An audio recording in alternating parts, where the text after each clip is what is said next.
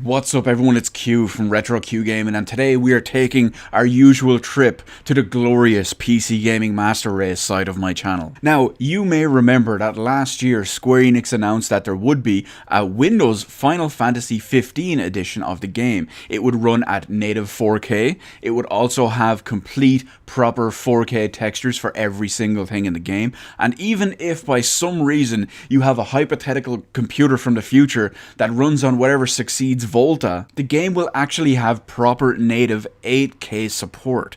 That's right, Square Enix pushing their graphics and their visual fidelity big dick around as usual because it's Square Enix. Say what you want about the quality of their games, their art, music and visual style still speaks volumes. But more interestingly enough, we now have a release date, PC specifications, and even the announcement of a benchmark coming soon. So first off, the benchmark is coming on February 1st. Something I'm looking forward to. So come February 1st, check out some of those benchmarks on my channel, see how they come out and how well they're going to look. At least on my personal spec. Release date wise, we're looking at March 6th, 2018. Of course, the game is going to launch on Steam and Origin. Although really, who buys anything that's not an EA game on Origin? I don't even get it. Now, before we get into the actual specs, I just want to mention one quick thing here. Final Fantasy 15 on Xbox One, base Xbox One and Xbox One S, as well as the base PS4 runs like absolute dirt. I personally bought a PS4 Pro to play Final Fantasy 15 because there was no way I was playing it at under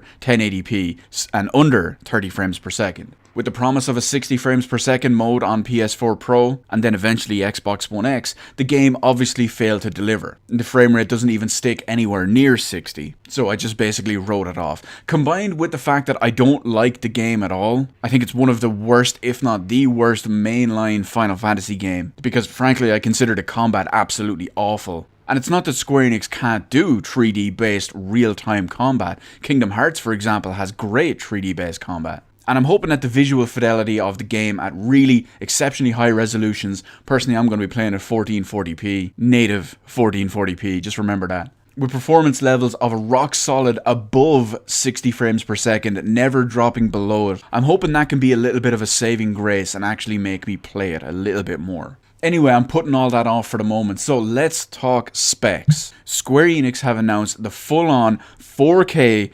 HDR specs if you want to play it in its true top quality.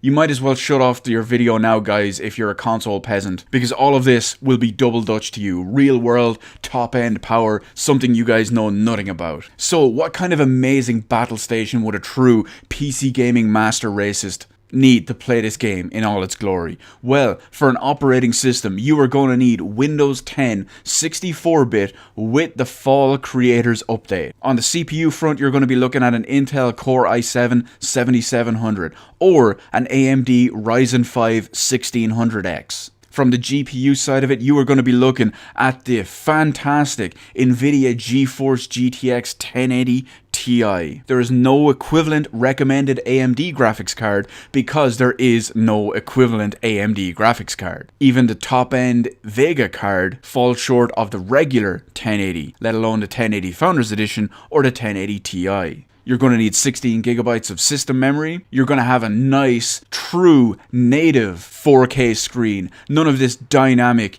checkerboarding crap that you see on consoles. We're going to be running at over 8 megapixels per second, 3840 by 2160p with full HDR10 support. And you're looking to have over 155 gigabytes of storage. Curiously enough, they've actually listed this as hard disk free space on solid state storage drive or solid state drive. Assuming, of course, the game will obviously work on a mechanical drive, but naturally with the sheer amount of assets and everything coming in, it doesn't surprise me that they would want to recommend a solid state drive on this. Of course, being a PC game, it naturally has mod support, and it's going to have every piece of additional content and update and quality of life features ever announced for the console versions of the game up until this point. So where do I stand on this? Well, Square Enix usually, despite some of the quality of their games lately, can have top quality art and visual fidelity. It'll be completely at home on PC, where it can be truly realized in its full native, that's right, let's say it one more time, native 4K glory.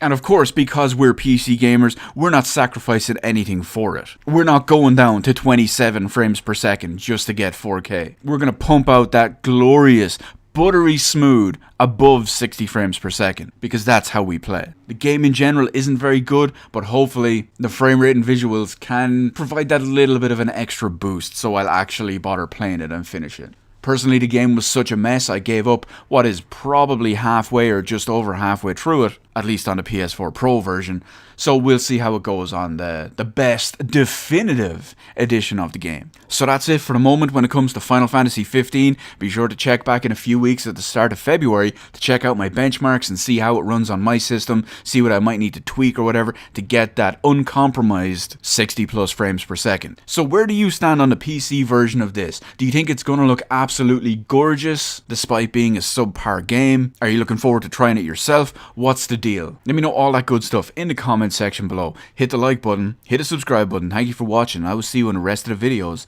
in my channel.